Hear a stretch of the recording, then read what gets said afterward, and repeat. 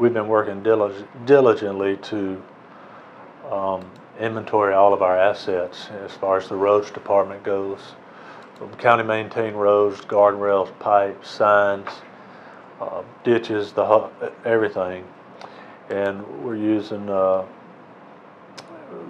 really good technology to collect that data, put it in a GIS system, and then when we do work on those assets, we record it and we update the inventory.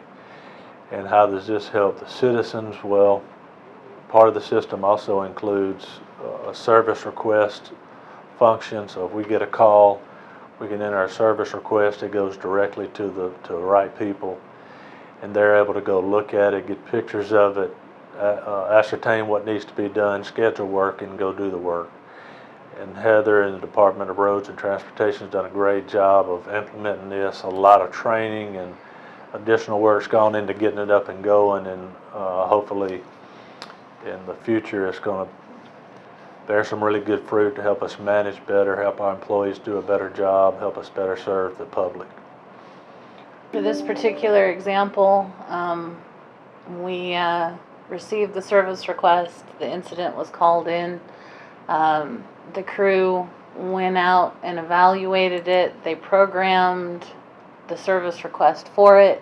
These two things are linked in the system by the location and the request. It was assigned to the crew to go out and perform the repair. They've done that. As part of the information that we track on the service request, we have costs, dates that the work was performed, the location, and then we also have pictures. So this was an example of what we started with, and then the completed work associated with the service request. So once they've done that, they include all of the labor, the equipment, the materials that are associated with that, and we keep that in the system. And then there's a QC process for the supervisor to go through and to look at that, make sure that everything is correct, and then we close it out. So it helps us. In this particular case, that was right here, but it helps us keep track both of where we are in the status of responding to requests. If there's special notes, conversations that occur, we can keep all of that information so that we have a whole history and record of it. The whole system is GIS based, which means that it's related to an asset and a location. So we can keep the whole maintenance history for that particular asset. We can schedule inspection intervals. We can maintain information that makes it a lot quicker and easier for us to complete design work, because we don't have to go necessarily out to the field to investigate all of that. We have that information at our fingertips, so we can look much more quickly and respond much more quickly and have an idea of, if we're seeing a pattern, or if we have certain things that we're trying to address in the area, we can go draw on other information near it without having to spend a lot of time going out into the field and regathering that data. So it makes it a lot quicker, and I think it really helps to give a whole picture. Sometimes when you're not there during the heavy rainfall event, or you're not there when something is going on, it can be hard to get a full understanding of what is going on. And so with all of these pieces, I think it gives us more information. It helps us make those decisions and really get to the root cause of things and plan our work better. And as a result, you're also able to better chronicle what's been done. You know where the jobs to which you're returning, and maybe seek out other solutions if something didn't work quite the way you wanted. Yes, and this system also will talk to our pavement management system.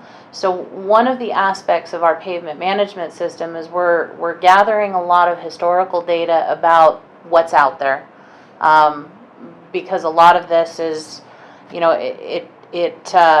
It's been out there for a long time, and so we're having to figure out what's out there, what's performing well, what's having problems, what we can expect to get out of a life cycle, and how to adjust the work that we're doing so that we get the longest life cycle out of it for the dollars that we're spending, which is very important to meeting those goals, to keeping the infrastructure at that performance level. So one of the things that we have done when you're dealing with a large system and you're dealing with a lot of different work groups, you have to have an idea of whether or not that individual work group is being efficient in what it's doing. And if it's not being efficient, where's the problem? Is it a training issue? Is it an equipment issue? Is it an operations issue? Is it trying to use materials or an approach that just don't work that well anymore? So when we we've gone through all of our processes and our work groups, and we have established major processes for everything that we do. We understand what those work groups look like. We understand what that equipment looks like and how long in general it should take.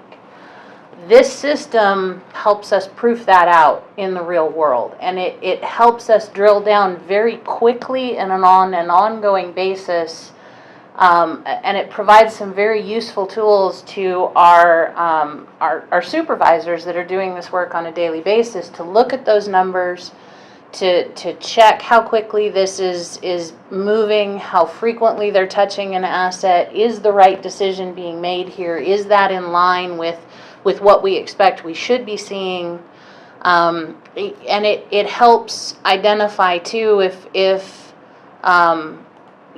maybe we're using a repair approach on a particular road that's going to need something more. And so by having this data readily available, it very quickly shows that, well, the life cycle is not what we need it to be, so we're going to change our approach rather than continuing to do what we had been doing. Because our goal is to be as efficient as possible. When we fix it, we want to be able to walk away from it. We don't want to have to continue to run out there and put another temporary patch on it. That's really pretty counterproductive, and it doesn't get us to where we want to be.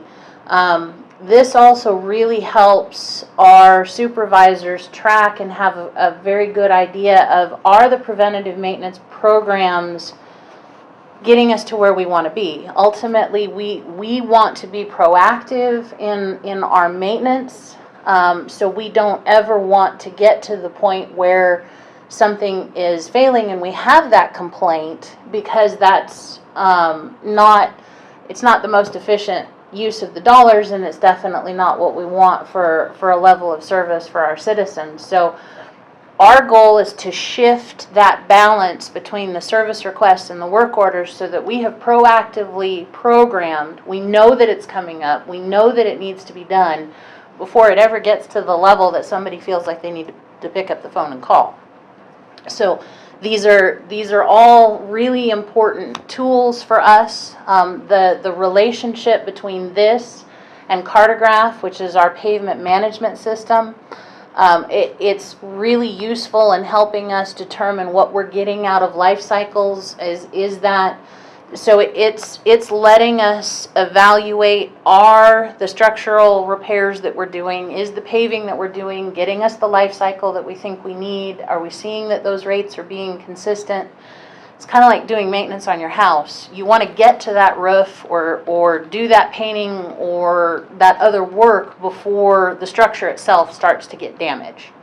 And by tracking this information, we've got a really good set of information, and it's a measurement of how well we're doing, which helps because it's, you've got actual data to look at. You can compare one thing versus another, not just have an observation, and those sorts of things are very important.